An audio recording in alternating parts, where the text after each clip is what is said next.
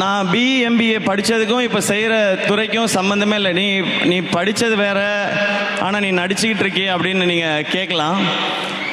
ஆனால் நான் நடிச்சுக்கிட்டு இருக்கும்போது இப்போவும் எனக்கு இருக்கிற பெரிய நம்பிக்கை, இந்த இண்டஸ்ட்ரி ரொம்ப ரொம்ப சவாலானது, சினிமா இண்டஸ்ட்ரி. அதுவும் எந்த ஒரு பின்னணியும் இல்லாமல் எந்த ஒரு துறைக்குள்ளே நுழைகிறதே ரொம்ப அசாத்தியமான விஷயம்.